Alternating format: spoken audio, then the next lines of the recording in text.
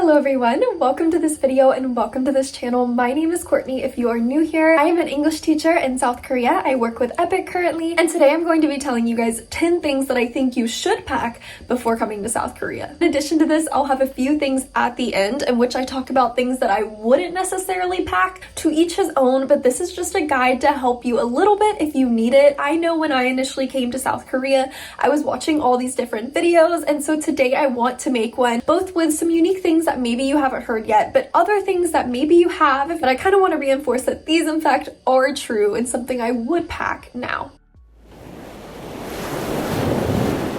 A caveat that I do want to mention is I am not placed in Seoul. So I have visited Seoul and seen quite a few different Western shops that you can go to. I even went about a month or two ago with friends and saw like a foreign-friendly grocery store, which was so neat to see. But in my province that I live in Korea, that is not necessarily the case. So if you live in Seoul, this could be a different story. If you are coming to teach, especially with EPIK, and you're not sure where you're placed yet, then I think coming more prepared is always good because you don't know if you're going to be placed in a big city or not, so carrying all your essentials with you I think is definitely the way to go. And when I reference things of back home, I am talking about the US. So if you're from South Africa or the UK or anywhere else, you might find these things very, very different. So I'm only talking about my home country, so where I came from to where I have now moved, and referencing things and lifestyles according to that. Second caveat I want to mention before getting started is once you get your ARC or your alien registration card, we'll have access to purchase things online like coupon. Once you get access to that, you can start internationally shipping things, which is great. You have to apply for a code and all of that, but you should be able to get it sorted out so you can ship things internationally.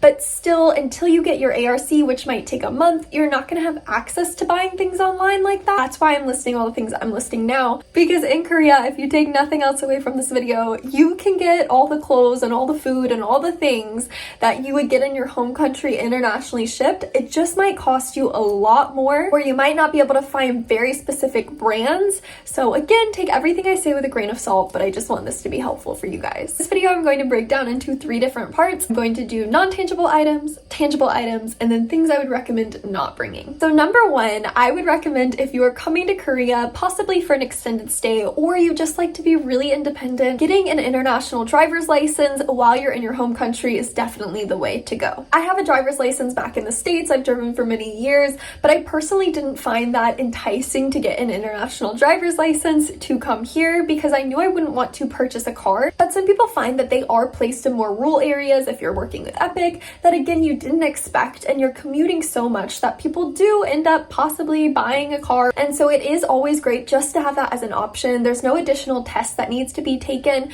You just register in your home country. I think it's pretty easy and seamless. This is not something that I did, but I also want to say it's very helpful when traveling too. So for instance, I traveled to Thailand this last year. If you have an international driver's license, you can also get on things like scooters, and it's more than just a car. So it's very, very helpful even outside of you moving internationally if you plan to go to different countries and you need a way to get around. So this is not for everyone. If you don't like driving, then there's no point in getting it. But if you do, this is one of those things that if you're proactive, it's going to save you so much time in the end. Number 2, a VPN. I lived abroad in Scotland last year and I did not get a VPN, and I had heard about it, but I was like, dang, $100 for a VPN. Do I really need that? And because you can watch The Office on UK Netflix, I wasn't that concerned about getting a VPN. This year, one of my friends convinced me, and I'm so glad she did. I ended up getting it in September, so my VPN lasts 1 year. I recommend you can either get it here or back in your home country, and I got ExpressVPN, but I'm sure there's plenty of other options out there, but when they go on sale, I think it's a great option to get. Essentially what it does on your computer or on your phone, and it distorts the location of where you are at. So you can set your VPN settings on the US, the UK, Australia.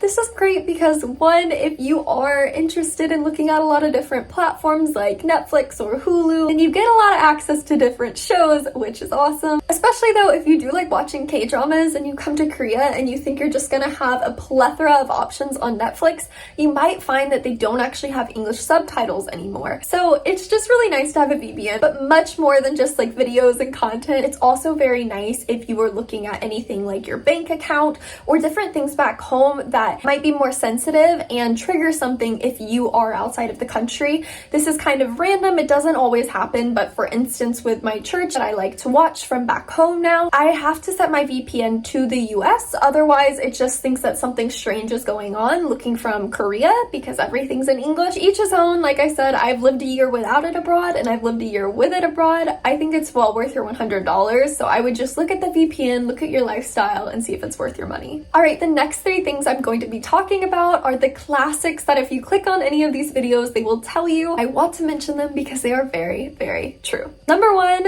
toothpaste. Everybody talks about toothpaste. You can definitely purchase toothpaste in Korea. You end up brushing your teeth actually about 3 times a day if you work in the school system. After lunch, we always go and we brush our teeth. It's definitely always a minty flavor, at least back home, unless you have kids' toothpaste. That is very classic for your toothpaste needs, whereas in Korea, there's some very unique flavors. I've tried some that are very powdery.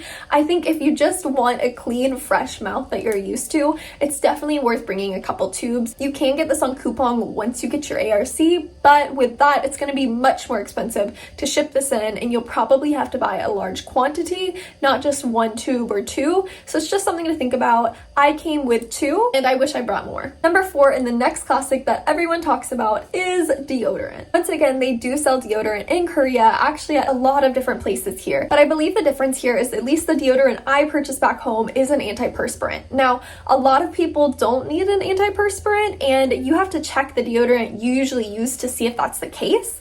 But I have noticed on coupon, at least, you can get Dove here without the international shipping, but a lot of times those will either be, again, more natural or just not an antiperspirant. So if you're someone who sweats a lot or just honestly comes from a more Western country, then I do think bringing a couple things of deodorant is helpful. I actually just ordered one of these online to internationally ship, and it's going to take about 3 or 4 weeks to get here and is much more expensive than if you just brought a couple over. If you're not sure if your deodorant is an antiperspirant, it should say it at the bottom here.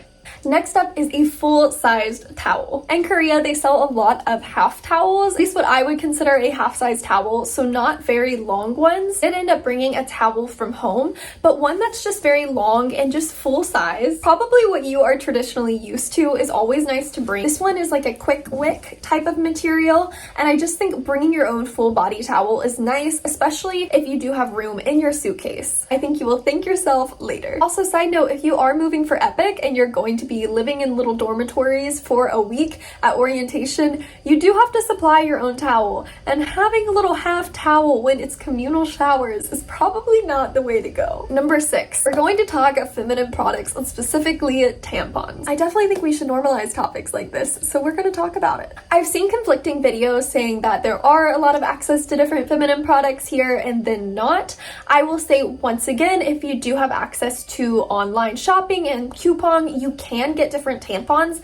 There also are different ones in stores that I have seen. The difference, I will say, is the size options. They are much smaller than what you would find back at home. So if you have your specific tampons you like to use, then I would definitely recommend stocking up on those before coming. The other thing that I want to note is when you do find them, and I have been able to, then it's much more expensive than what you would traditionally pay in the US or even in the UK. So it's just much more expensive when it's a monthly maintenance fee. You know, you want to get a good deal. So I recommend stocking up. All right, number 7 is makeup and hair care products. For instance, especially foundation or facial products that are tinted, I highly recommend bringing your own. There's not an extremely diverse shade range here. I think Korea is notorious for that, which is unfortunate because it has such a large beauty industry, but I am someone who has a very light skin tone. Like, the name of this is called very light pale. That's embarrassing. I'm the type of person that I went out in the sun for 5 hours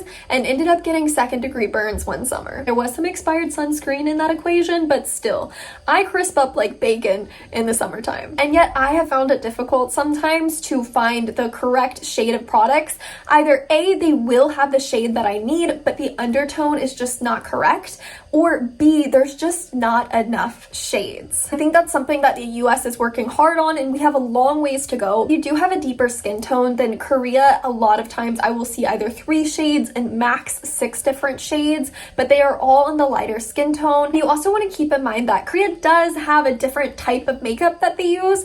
I don't know if that necessarily makes sense, but for instance, like the in thing and the trend here is cushion foundations. So depending on your skin type as well, if you have oily skin or if you have dry skin, you just might not even find the consistency of the type of products you traditionally like to wear. For instance, this is a tone-up cream that I bought here, and even this is a little bit too light for me actually. And I would just recommend loading up on products, especially if you do wear makeup and it's something you wear every day. It's definitely an investment you want to make before coming. In addition to that, if you are a curly hair girl, then I do recommend bringing your products from back home. You just might not find that here. A lot of Koreans have either straight hair or they will straighten their hair, except for the bangs. Then there's a nice curl and poof to it.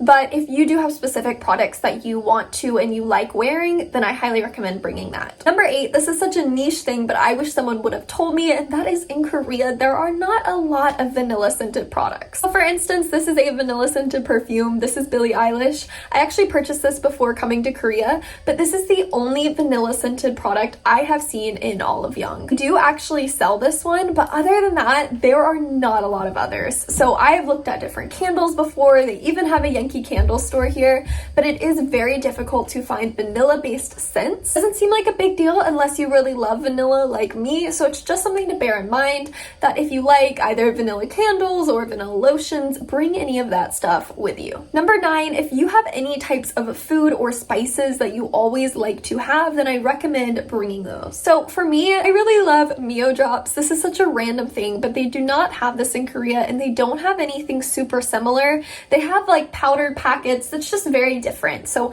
I stocked up on these before coming. This is something that can be shipped, but it's 10 times more expensive to get it. So this is something that I brought, but also I really love cinnamon, and I had to purchase this bad boy here to get the type of cinnamon I like. By cinnamon I like, I am not talking about being picky. I just mean actual cinnamon over cinnamon sugar. So in order to get this, I had to purchase such a large container to be able to actually get the cinnamon that I typically enjoy. So if you have certain foods that you just really love or you use every single day, or spices, then I do recommend bringing those from your home country just to at least go a couple of months until you can find an alternative. And number 10, I do recommend bringing a converter. I do have friends here that just went into Daiso and bought themselves a different Korean version of the plug that works for their phone, which makes perfect sense. So you can go ahead and just buy an actual charger with the Korean plug. But I ended up having some because I've traveled Europe before, and the type of converter that you use in Korea is similar to the rest of Europe. Not the UK, not the US, but other parts in Europe. So I already had one. I do recommend at least having 2, one that you can take with you to your job and one that you can keep at your apartment or house, but more than 2 is always great. I would just say bare minimum 2. Of course, these are things that you can purchase while you're in Korea, but you never want to show up to a different country without a source to be able to obviously plug in your devices. So that wraps up the 10 things that I think you should bring to Korea. Now let's move on to just a few things that I recommend you do not bring to Korea. Number 1, super fancy clothes. Once again, I do not live in Seoul, so you might have a different lifestyle depending on where you live and just what you enjoy to do. For me, I wish I would have brought less nice clothes, in the sense of we are much more casually dressed for work here than I would say teachers back home are. You can wear a shirt like this, which I think is a little bit more nice, but also I've seen teachers wear sweatshirts to school.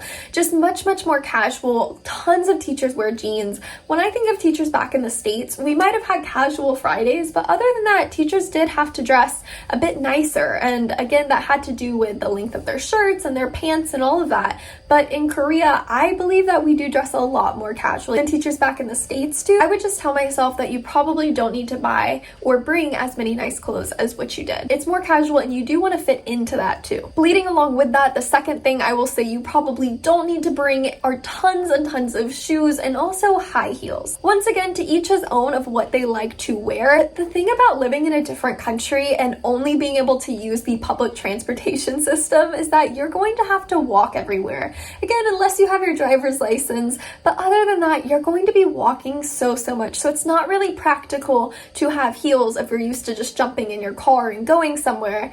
In addition to that, everyone here wears white sneakers, and I'm pretty sure it's just one of those things. To be initiated into Korea, you have to have a pair of white sneakers. So for me, that's actually what I wear most of the time. You don't need to bring tons of shoes to Korea, but I would say just bringing something comfortable and walkable. And again, the sneakers life is kind of the thing here, so you're gonna fit in nice and easily too. And number 3, Korean style is quite different than I would say style in the US. What I mean by this, and this is my own personal opinion, not everyone's gonna agree with this, that's perfectly fine. Honestly, when I walked into Korea for the first time, because I had never really watched a lot of K-dramas, I didn't know anything about K-pop, I just wasn't really infused in the Korean pop culture industry, so I knew nothing about Korea before coming. And I will say, I hopped off that plane, I walked outside, and I thought there was a time warp machine because everyone was dressed like it was the 90s. Jeans too are all wide leg jeans, and again, like the white sneakers, more street fashion a little bit, not quite, but a lot of like tucked in t-shirts to wide jeaned pants. Didn't make sense, but you know what I mean. Well, that's really big here, especially the little claw, like a Jennifer Aniston look, and that definitely, especially that type of hairstyle and stuff, came back in a few years ago in the States too.